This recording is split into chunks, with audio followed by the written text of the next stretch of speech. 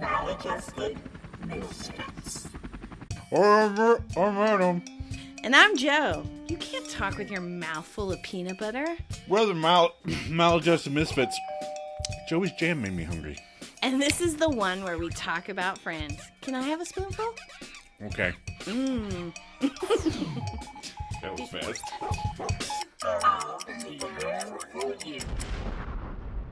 Welcome, Misfits, and hello to any new friends, fans that sprained their way across the podcast. Sprained their way? Yeah, because Joey hurt himself. Oh, yeah.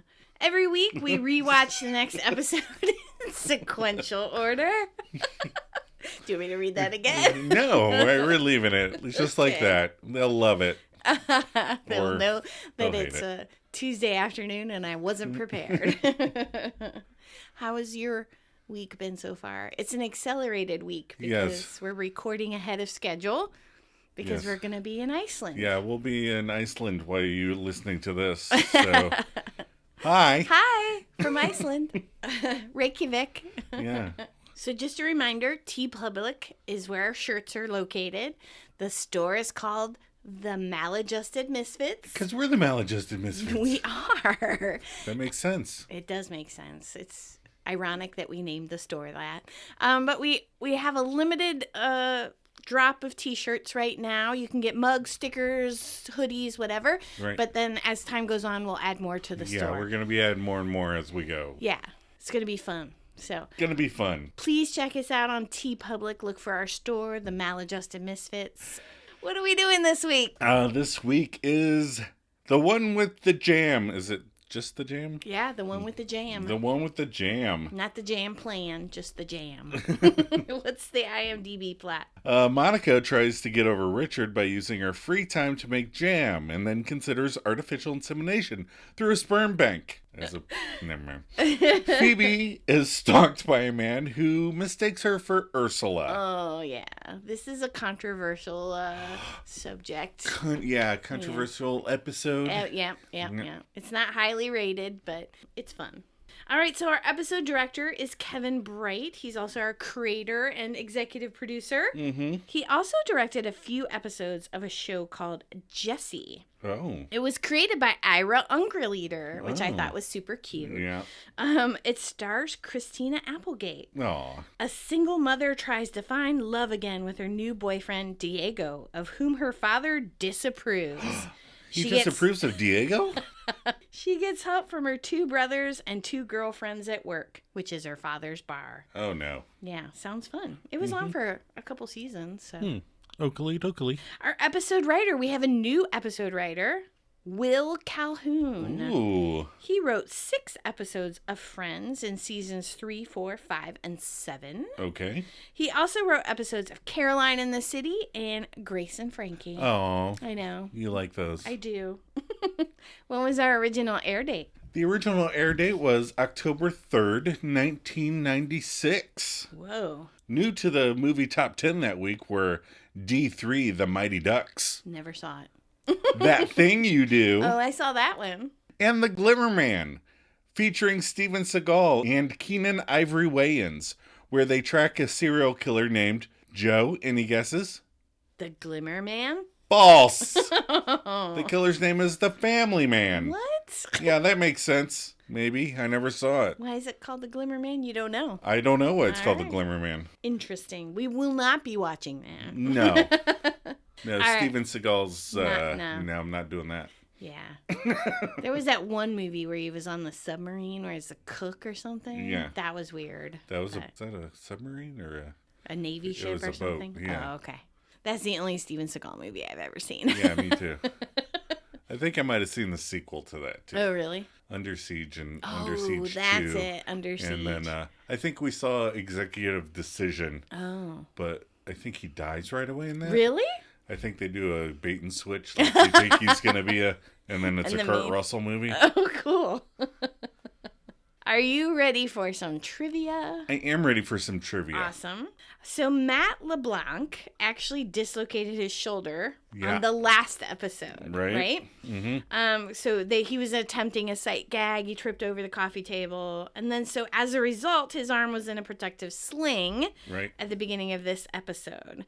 So they had to put in the opener Right. of this episode where he's jumping on the bed and then he goes, whoa! And he falls. To explain why he was wearing the sling. Right.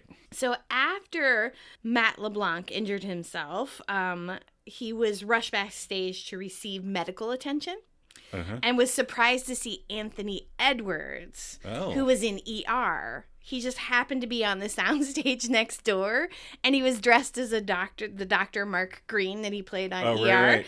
So Matt LeBlanc thought he had a concussion Uh-oh. because he was concerned, like, wait a minute. Are you the doctor? You're not the doctor. You're like a TV doctor. I thought Hello? that was so funny. He was like, wait a minute. I thought he just hurt my arm. All right. So series producer Marta Kaufman has stated that she does regret this stalker storyline. Okay. But she did say that they did a lot of rewriting to make it work. So it wasn't so scary and gross, but it's still kind of gross. Yeah. Like, the funniest thing about it is that everybody else, all the crazy stuff Phoebe does, everybody else throughout the whole episode's going, "You're being crazy." Right. Are you crazy? And they don't do that when she's like, "My mom is totally inside this cat." So this is the final appearance, which is really funny, that we see the subway. Yeah, because remember they showed Joey in the subway, and now they show Phoebe in the subway. Yeah. We never see the subway again. They're like, take that apart. Yeah, we do see Ross on a train later. Yeah. But not the subway. So. Correct. And then David Arquette, who plays Malcolm, the stalker, and Courtney Cox were already dating when this episode aired. I assume so. Yeah, because Scream came out in December of 1996. So, yeah, they were dating. Yeah, I assumed that's why he showed up. That's why he was on there. It's funny, though, because they don't have any scenes together. Right. So, but it's cute. So, what were your episode reactions? Since I'm the only one that has some. Oh, man, mine got erased. Uh-oh. Well, I didn't do it. All right, I'll think of something. Okay. Go ahead. So, the fun thing about doing a podcast about a 30-year-old sitcom is that you're put into situations where you kind of like something, but at the same time, you're kind of like, WTF, writers? Did you have a stroke?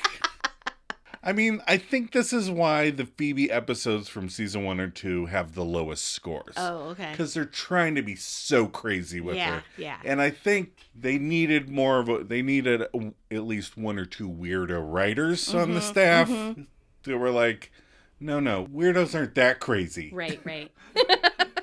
I mean, the stalker plot is nothing but a bad idea. Yeah. That being said, at least they left it kind of true to life in a way.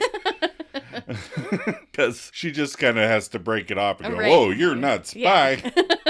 But Monica is struggling, and the hug and roll stuff is fun. I really like that stuff, and I thought Monica escalated quickly, going from, I'm not dating Richard, so now I'm going to have a baby. Right. Well, every now and then, I think it's an older sitcom thing that nowadays I think they would spread it out for like 3 episodes. Right. You're right. Then it was like she has to decide try jam, go to artificial insemination, and realize that's not for her all in 20 minutes.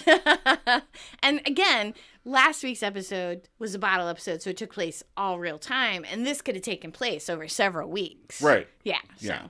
But yeah, I think the Monica thing is funny. It escalated quickly. I think it's so cute what Joey does at the end. It's probably my favorite. The hug and roll thing, the whole part of like, am I fat? No. Right. It's really funny. And the fact that Rachel gets miffed at Ross for doing that, I don't think I would have gotten mad if you'd have said that, because I'd have been like, I'm asleep. What do I care? Right. But again, you're a completely different person than Rachel Green. That's true. I do have fat ankles. No, I'm just kidding. Maybe, I don't know. Hey, All right. Favorite line. I had to go with Chandler when he says to Phoebes, "Wake up and smell the restraining order." That was really funny. Yeah. I think that, again, those kind of lines really help. Right. Sell the.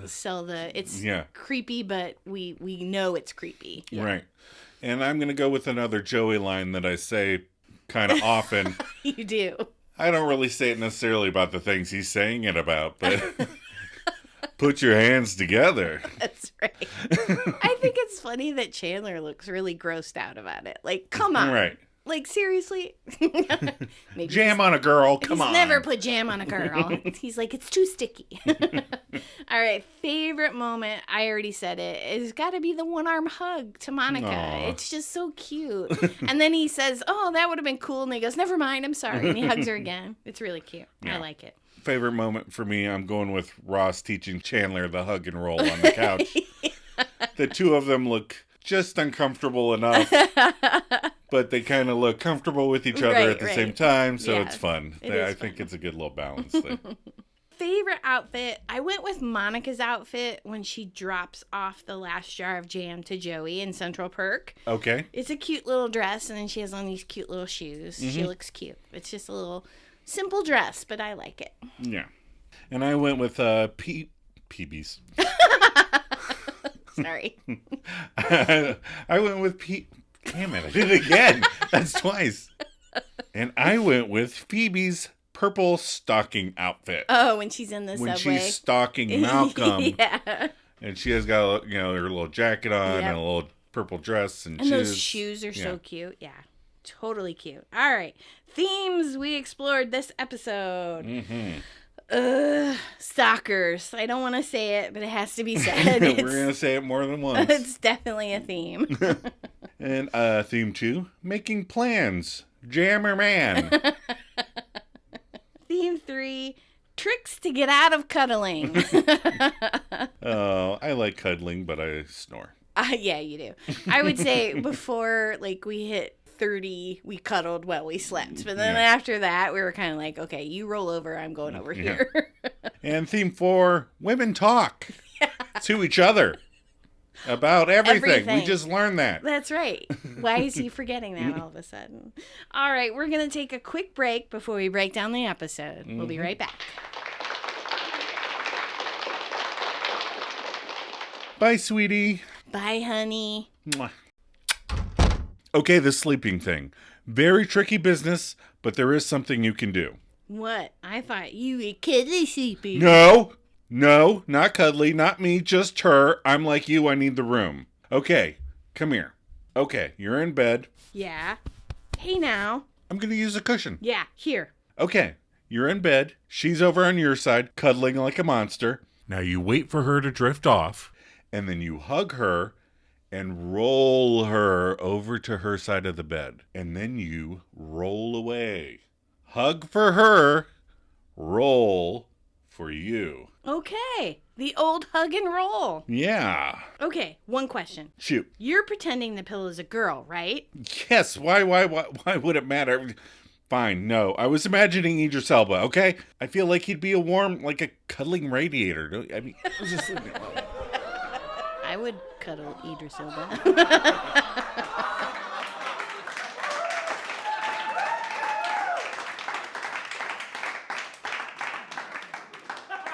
All right, we're back. We're back, ready for the cold open, which is really small and short, but that's okay. We open on Chandler and Joey's apartment. Chandler's sitting there in the chair, and he's reading, and then he hears the bed spring noises. Yeah. And a whoa from Joey, and then I like at first he's like... right, is he having sex in there? Right, he's like, I didn't even know you had anybody in there. And then there's a thud. Yeah. So Chandler runs over, opens the door, and says... No more monkeys jumping on the bed. Actually, he says, this is why your mom and dad told you not to jump on the bed. This is why. You fell and broke your arm jumping on a bed, didn't you? I did. I was at a friend's house, and I was jumping from one bed to another bed. And you broke your arm. And I fell, and, there's like 10 of us kids in the room, so I landed and then fell off the other end of the bed because everybody was blocking it. Yeah. And then Yeah, my wrist broke. Oof. So it was just, my hand was just hanging by the skin. Oh, yuck. Yeah. I was like, this is wrong. Kids. All right, so then we're at Monica and Rachel's. Mm-hmm. Monica's there, and then right away come R&R. That's Ross and Rachel. They're coming into the apartment to find the kitchen amassed with a hefty selection of fruit. Yes. And Monica announces straight away, "Hey, look at me! I'm making jam since 4 o'clock this morning." I believe behavior is listed in the American Psychiatric Association's DSM as rational conduct of sane people. Of course it is. Ross asks where she got fruit at 4 a.m., and she informs them that she went down to the docks. She bets they did not know that they could get fruit wholesale. Rachel did not know there were docks. You know, on Manhattan Island. That face is so funny. You know, it's weird. Like, I worked at a florist for a little bit. I had like 5,000 jobs, you know. And I worked at a florist, and we had to go, like, he was like, we have to go pick up flowers. Uh-huh. So, got in the van and drove with this guy. Yeah. And there's this huge building Yeah. filled with flowers at 5 o'clock in the morning. I was like, remember Bob's Burgers? oh, yeah. When he had to go get carnations. Yeah. I was like, I've been there. I've been in that warehouse. Then enter Joey and Chandler. Mm-hmm. Joey is all bandaged up from his fall. Not broken, but he has to wear a sling and a brace for a couple weeks. Always fun. Mm-hmm. Joe, any broken bones for you? I broke my thumb one time. My brother stepped on it, but we told my mom and dad I jammed it against the bed frame because I didn't want him to get in trouble. Now I would totally tell, honey. Yeah. And I broke my ankle when it was a funny story. So, but I did. I fell out of the car at Longhorn restaurant, and they paid for it because I stepped into a pothole. But the whole leading up to the broken ankle is a pretty funny story. Yeah. So if you want to know, write in, and I'll tell you. Yeah. But those are the only two. Yeah, I had I had a fracture on my left arm, and I broke my right wrist, and then I broke 2 fingers and my nose. And several toes. Several toes, I think. Yeah, I mean, you just tape those together. Right. When they There's break, nothing so. they can do with that. I've always just taped those together. And, oh, well. So Rachel asks if he told the doctor the truth. He wasn't gonna, but Chandler ratted him out because he didn't think the doctor would believe that it just fell out of the socket. By the way, I think I can see Chandler's nipples through his shirt. Joey then asks, "What is this? Fruit?" And there's just a moment where they all kind of look at him and no quips. No writers, what are you doing? Right? But Joey loves jam. That is brand new information. He turns and asks Chandler why they never have jam. And Chandler says, "Because the kids need new shoes." I almost was my favorite. Yeah, that's pretty funny. Monica announces that she is going into business. She's tired of being depressed about 1/3 of the 3 Men and a Baby cast, and she needs a plan. A plan to get over her man. And what's the opposite of man? Woman. Nope. Bees. No, jam. I don't think that's it. Yeah, I don't think that's really the opposite of jam. No. She just states it, and everybody's like, oh, okay. Okay. So Joey starts to try a sip of jam that's cooking on the stove. Mm-hmm. But Monica rushed over to warn him that it's too hot, but Joey has already sipped, and then he ouches at the hotness before spitting it back into the giant vat of jam. Monica stands behind him all mad in Courtney's cute little way that she does. Right. Joey smiles and says, "This will just be my batch." Right.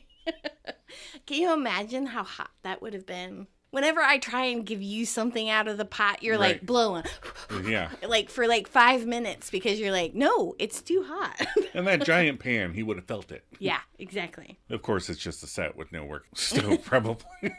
So now we're on the inside street set. So we're on the back lot. Phoebe. Mm-hmm. Phoebe is dressed in autumn colors from head to toe. She does very monochromatic this episode from head to toe. She's walking down Sesame Street. At least that's what it looks like. And David Arquette is following very close behind. Yeah, he's tailing way too close. Has he never seen a cop show or anything? Stalkers. So he stops and gets flowers. And Phoebe rounds on the J. Crew guy and confronts him about following her. And she said, "All week I turn, and there you are." And he says, she hasn't been returning his calls, and she sent back his letters. He asks Ursula for another chance. To make this more confusing, they should have had David... Malcolm. Whatever. Say that Ursula already pretended to be her twin named Phoebe to blow him off another time. He'd be like, I'm not falling for You're it. right. I'm not falling for it again, Ursula. I know you don't really have a twin. Oh, that's too funny. So Phoebe says, ooh, you want my sister. Identical twins. Oh. So Malcolm is distraught and says, great, I'm stalking the wrong woman. I'm such a dingus. And she goes, you're not a dingus. Nope, he's a total dingus. Yeah. He keeps telling her he was a normal guy pre-Ursula. Doubtful. Yeah. But, I mean... But he sold beepers and cellular phones. That makes him completely normal. No, I knew a guy that used to do that. Yeah, he's crazy not. No. Yeah. So Phoebe explains that Ursula does it all the time to guys. She tells him a story. That when she was in junior high, she thought she was a witch. And the guidance counselor gave her words of wisdom that helped her a lot. He said, you're not a witch. You're just an average student.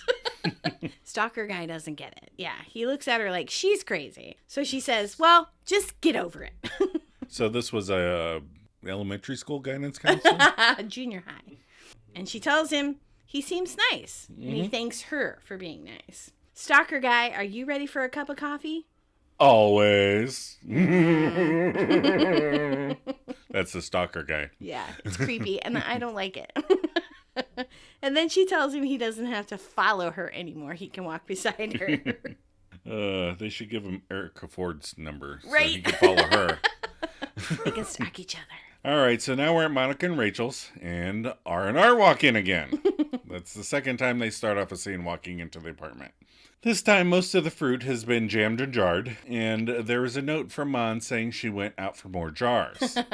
I just like how she signed the note, Monica Geller. And Ross goes, ooh, look, empty apartment. They smile and get closer because an empty apartments are like an aphrodisiac.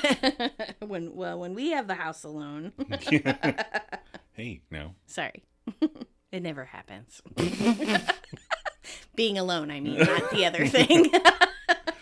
Rachel says that she has to be at work in 10 minutes, but Ross kisses her neck and stuff, and she relents and admits that she's not going to win Employee of the Year or anything. At least she knows herself. Right. Ross pulls her down onto the couch, and then Chandler comes in. You may want to lock the door next time. Yeah, I mean, if you're going to do it on the couch. Right, just lock the door. But R&R Railroad play like they were looking for something on the couch instead of making out. So why? Why do you think they did that? They're boyfriend and girlfriend. They're allowed to make out, and they weren't naked. They Yeah, could have just been like, oh. Right, maybe they didn't want Chandler to leave? I don't know. Chandler asks if he looks fat. Yes. Chandler and Monica's day of fun! Again! They say no, and he accepts their collective no. But then he explains that Janice asked him that, and he said no, but she took that to mean he was calling her a cow.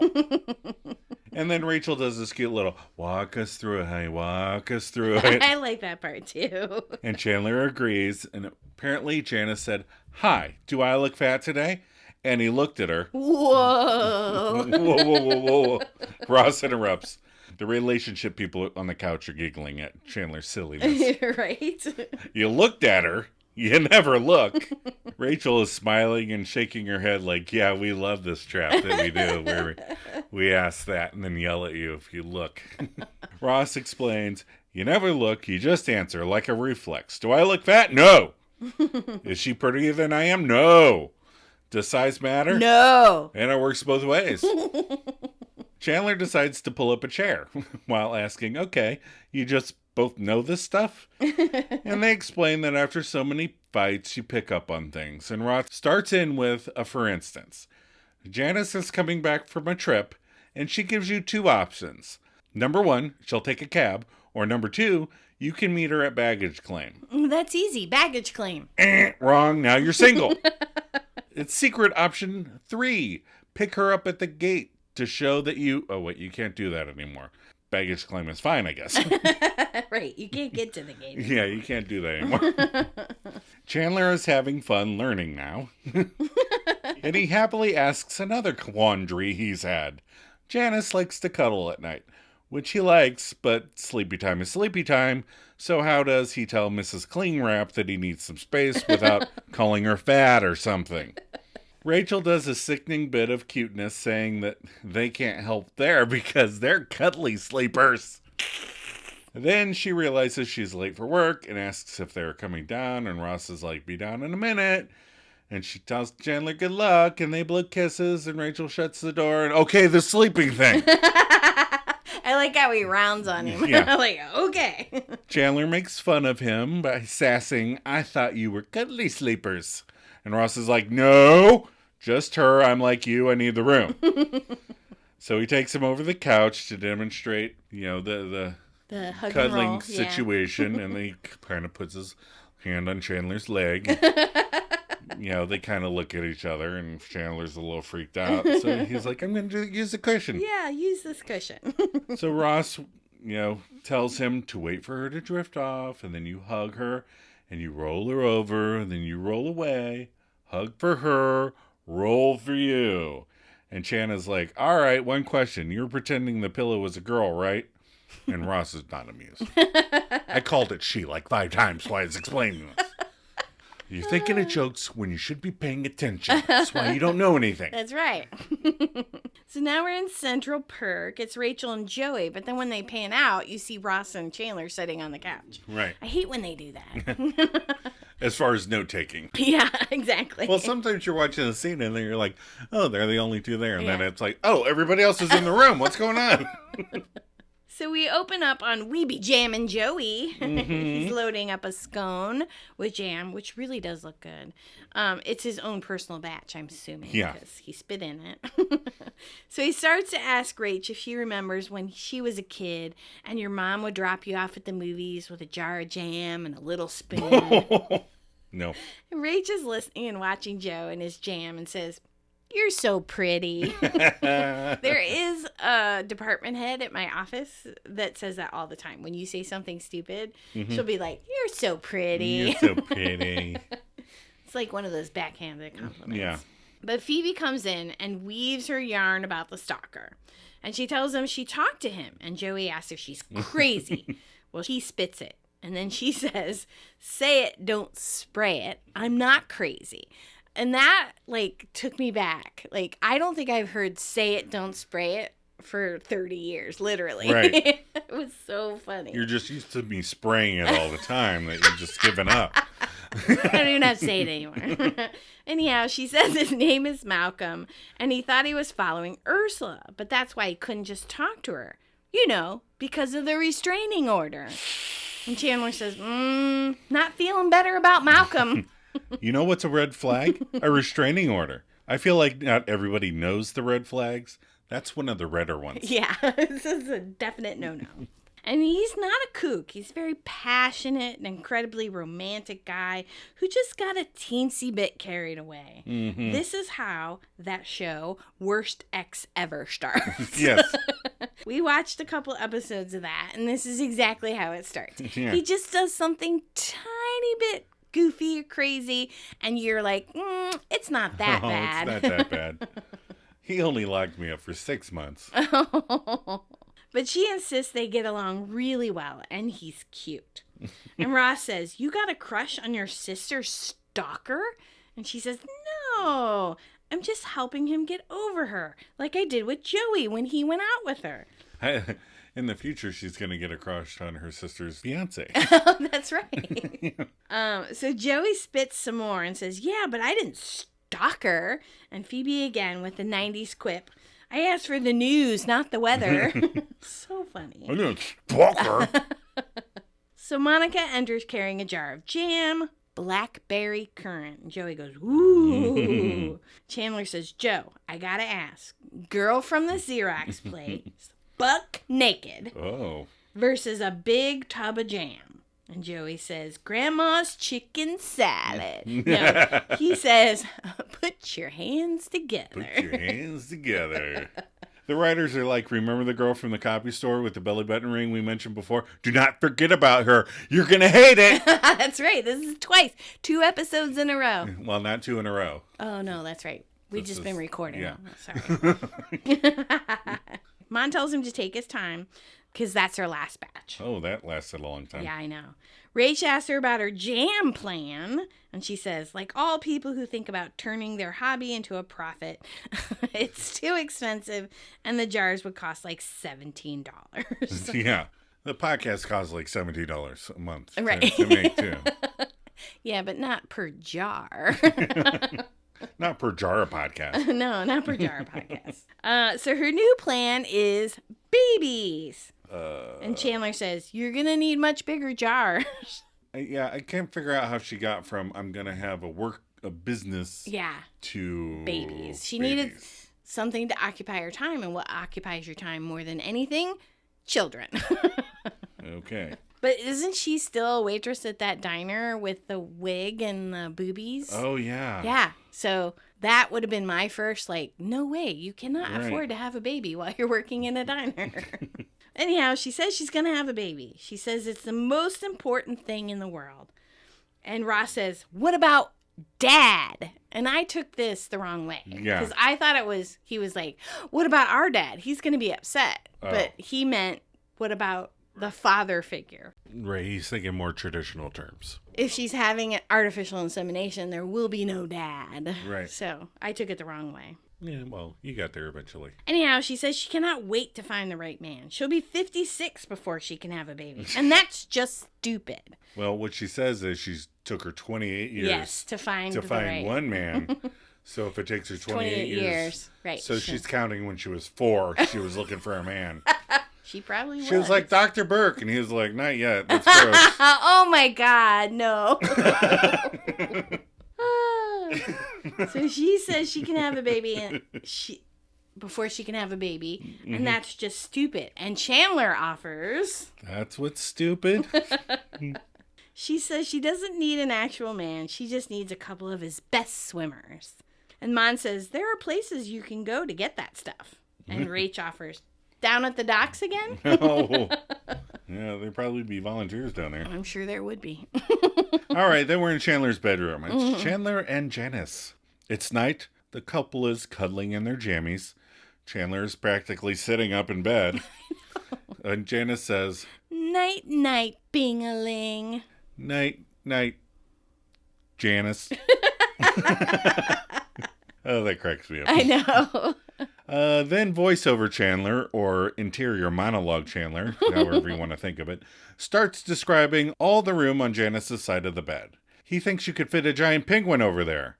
That'd be weird, though. I figure he's thinking of a man-sized penguin, not a Hugsy-sized penguin. Yeah, like the penguin from Billy Madison. Yeah. Hug and roll. Hug and roll time. He's hugging, and Janice is rolling, and he's free, except Ross didn't mention the worst part, that your arm gets stuck. And Chandler got his arm stuck. He thinks it's time for the old tablecloth trick. One fluid motion. Quick like a cat, except Janice is in a Band-Aid. And I had a gummy, so I was yelling at the screen, don't do it! Like, when he was about to tell people about the puppy, not liking puppies. But it's too late, he yanked. And Janice fell with a thud. And my biggest gripe with this episode... Bigger than someone dating a stalker? Yes. Janice would have made a lot more noise hitting the floor. Not screaming, but so loud. Oh, yeah. There would have been... Oh! My God! That was a spot-on impression. That was her in pain on the floor. So now we're at Central Perk. It's Phoebe and Malcolm. And Malcolm is giving Phoebe all his stalking gear. Binoculars, his night vision goggles, the book he pretends to read when he's watching her in the park. Again, having a book you pretend to read. Yeah. Not a good sign. And then Mad Libs, but those are just for fun. And then he shows her his log, a record of her every movement. Red flag, red flag, red flag. He asks if she wants to hear something from it, and she says no, not even a little bit. But it's about her. Oh. So she says, okay. Malcolm puts on his reading glasses, which I think is cute, and he reads aloud. I met Phoebe today. She was really nice to me, even though I'm such a loser. And when I was walking home, I thought about her a lot. It was weird, but kind of cool. That alone, I would be like, bye. Right. It's like he's Walt Whitman. It's so weird. I would be like, yeah, sorry, I can't. Even though I'm a loser, I can't do it. this is the part I wanted to read you. Your ass looks like Ursula's ass. So she asked what he was thinking, and he said he was thinking about kissing her. And she goes, really? And he says, no, but he just said that, so maybe he could kiss her now. And then the stalker kisses her. Oh, stalker kisses. Yeah. Mwah, mwah, mwah. And we did a little kissing. All right, they were at Monica and Rachel's, and it's Joey and Chandler. Ooh. And they're sitting at the table, and Joey's eating jam. And he offers Chandler some. And he's like, nah, I just had a jar of mustard. I like Joey's face because he looks at him like, oh, yeah, you couldn't have jam after that. Yeah, you had a whole jar of mustard. Oof, that blew you right out. Monica enters from her bedroom, happily exclaiming, sperm donor number 03815, come on down! Yay! That's from the game show The Price is Right. That's right. Ross and Rachel are there too, lounging at the other end, like we stated before. Yeah. It's just you don't pan out. We don't know who's surprise! The stats on the sperm guy are he's 6'2", 170 pounds, and describes himself as a male Gina Davis. So, Jeff Goldblum, right? Right. But Chandler thinks it's him, but no. I think I need to start describing myself compared to famous actresses. I'm the male Frances McDormand. Very fitting. I love it. Prowler needs a jump. But lacking a real plan, he softly kind of threatens to tell Mom. Which would do it. If he told his mom, she would be over there like 5 seconds later. Yes, for sure. This is a bad idea, but I can help you out. So Rachel agrees with Ross. Hang on. No, I read that right. Rachel agrees with Ross. She loves Monica, but she thinks she's crazy. And Monica's like, why is this crazy? How is wanting to be a waitress in a diner and living in New York City with a roommate and wanting an infant crazy? So she gives an impassioned speech about the way Ben looks at Ross and how ready she is and how emotionally but not financially she's ready. And then Joey yells, check it out, jam crackers! And he displays his invention of jam on graham crackers. Then, foregoing donor 03815, she reads the next donor, 27, Italian-American guy. I think we all know where this is going. An actor born in Queens. Wow, big family, 7 sisters, and he's the only boy. I like how they all turn to look at him now. And under personal comments, he wrote that the New York Knicks rule. Yeah, the Knicks rule. Is what Joey yells. And Monica says the donor is him. And I like that Joey walks over, takes the piece of paper and reads it, and goes, oh yeah, right. Oh yeah, that's me.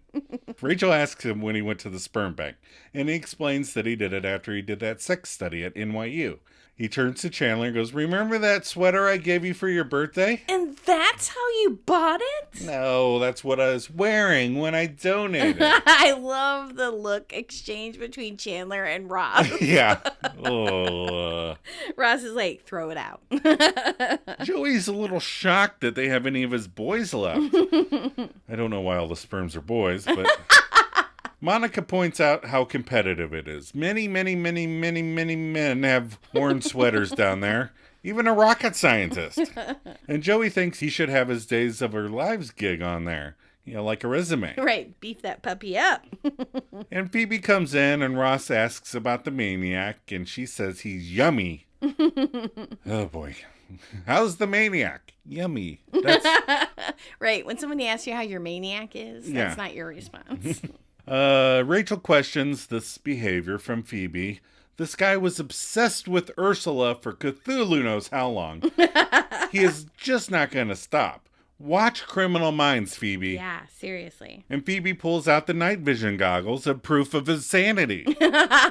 And the little part of me would like some night vision goggles, so I think that'd be fun. The little part of you that is not cuddling Idris Elba? No, that's the Francis McDormand part. Okay.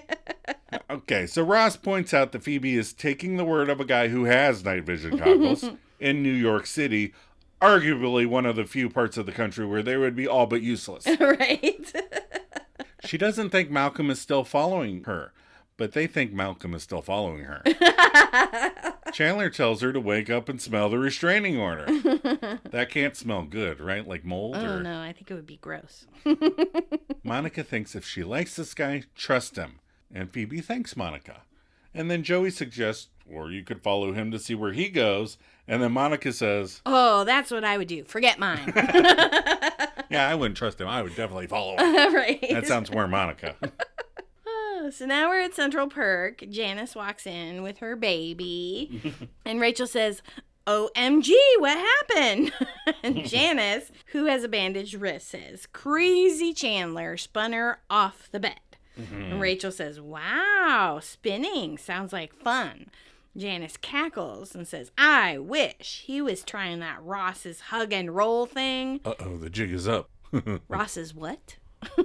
Whoops. Janice looks at her and explains where he hugs you and rolls away. But by the look on Rachel's face, she doesn't know. She doesn't know what she's talking about. And then Janice does the, oh my God. A little more nasal, though. Oh, You got a little more nasal in there. Oh my God. Very good. Much better. So then we cut to the subway. The last time we'll see the subway. Malcolm and then Phoebe's following him. So there's Pink Panther like spy music. Yeah. While Phoebe is following Malcolm. And he catches her.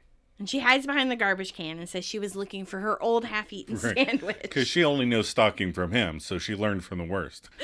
And she says she's sorry. She was just afraid he was still hung up on her sister. And then he gets indignant. Yeah. Like, you don't trust me? And then Ursula walks by, and he is definitely caught. Oh, yeah. He said you can't pull the high road when you're on the low road. Right. He said he tried to stop, but he couldn't. He's so pathetic. And she says it's her fault because she tried to make him quit cold turkey. She says, now I can't date you because, wow.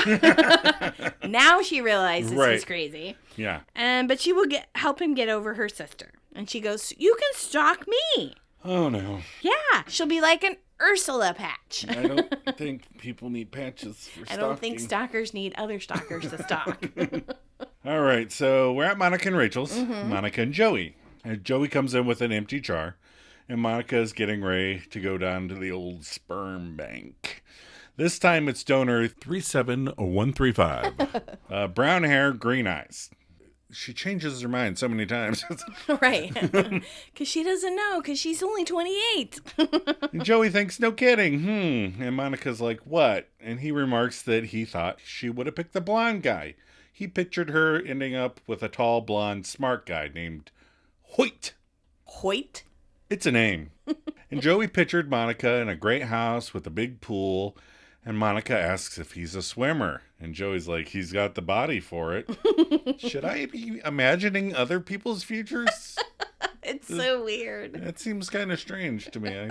I need to start expanding my fantasies out to other people. No, don't.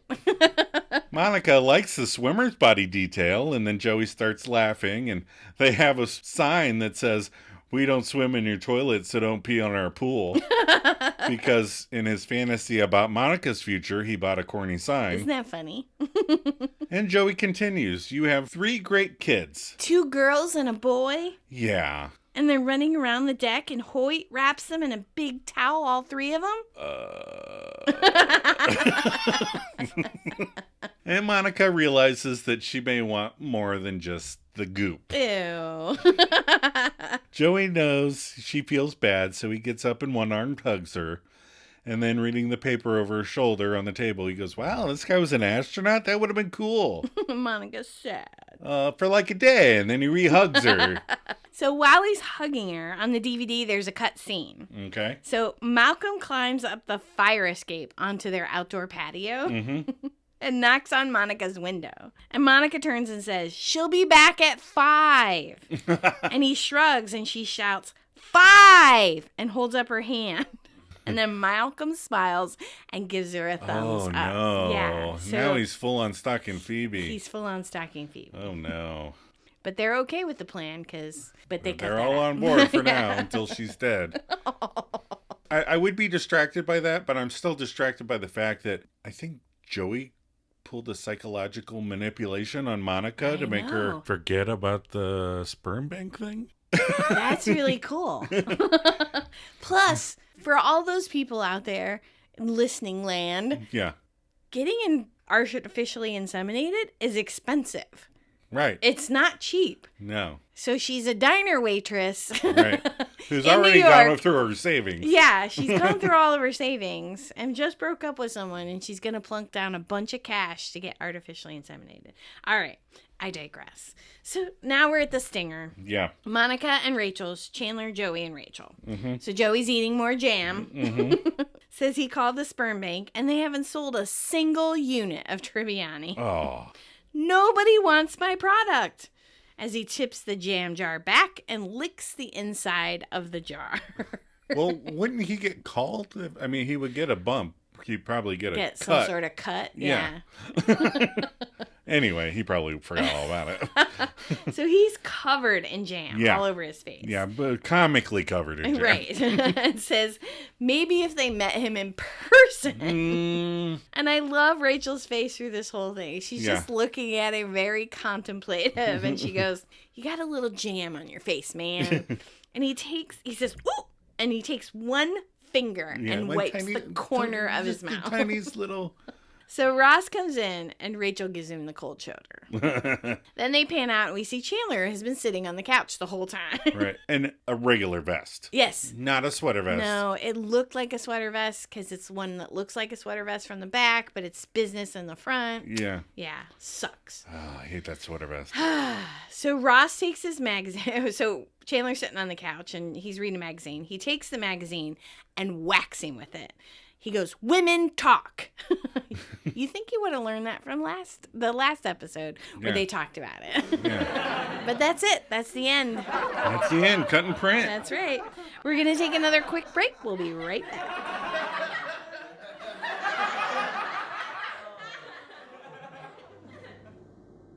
You spied on me? I can't believe you don't trust me. What kind of world has it become when an obsessed man with a restraining order against one twin cannot be trusted by the other twin? I'm Ursula walking through the subway. Oh, well, what do you know? There goes my identical twin sister, just walking along, looking like me. What is this? Just like a freakish coincidence? Or did you know she takes this train? I'm sorry. I tried to stop, but I couldn't. I'm so pathetic. I missed the night wind and hiding in the shadows. I missed the rusted smell of her fire escape, the feel of her stolen trash on my lips. Okay, bye. Don't call me.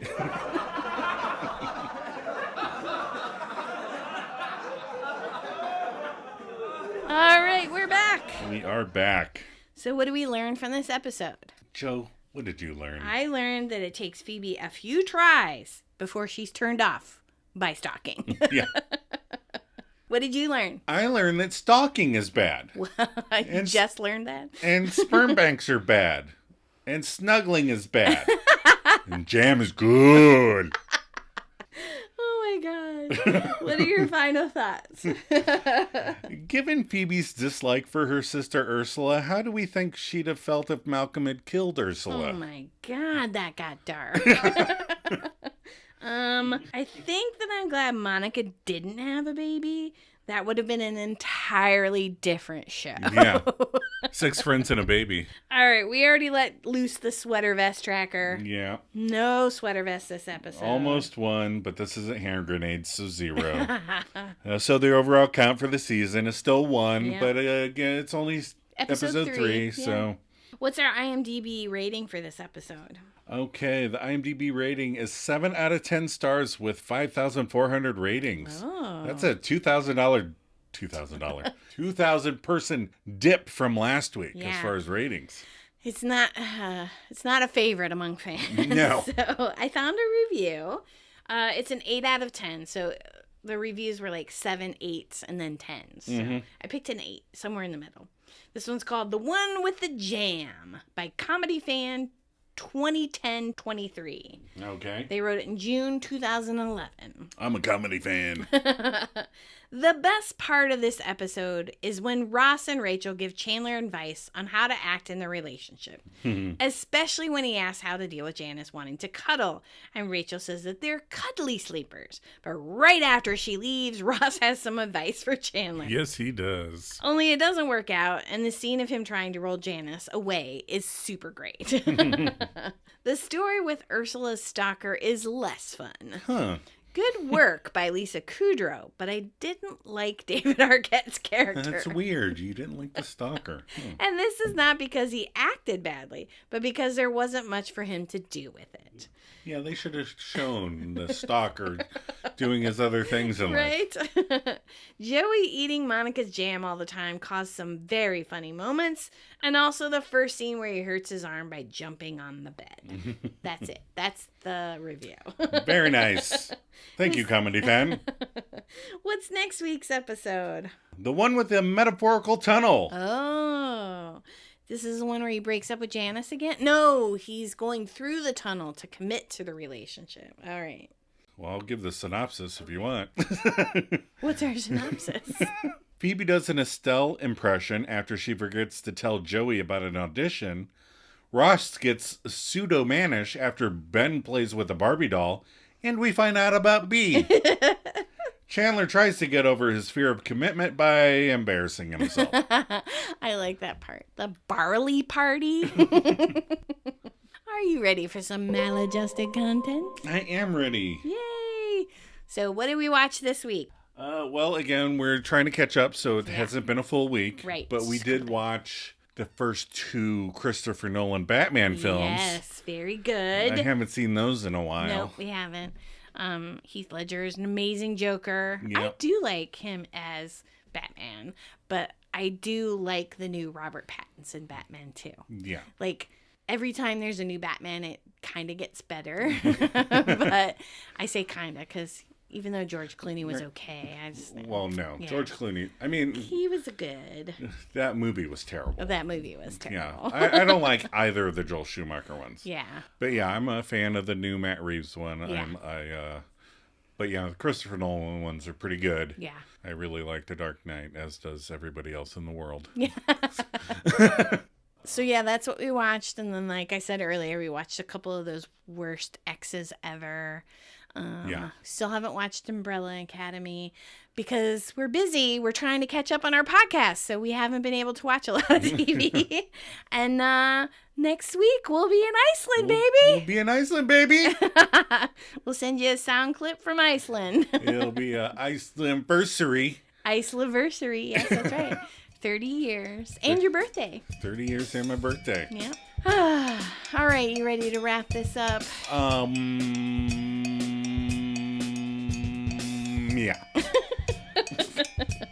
Thanks for listening, you guys. If you would like your thoughts or reactions regarding future episodes to be shared with the rest of the class, or you just want to reach out and say hey. We know there's more Misfits out there. I know you guys are reluctant to write in. You're like, I'll be embarrassed. But it'll be fun. It will be fun. Email us at themaladjustedmisfits@gmail.com. Rate us and leave positive comments. And if you have a negative comment, try to leave it in a more positive way. Less stalkery. Yeah, less stalkery. Check us out on Facebook and Instagram. You can follow the links in the show notes. The pages are called The One Where We Talk About Friends. Joe, you ready for a cup of coffee? Always.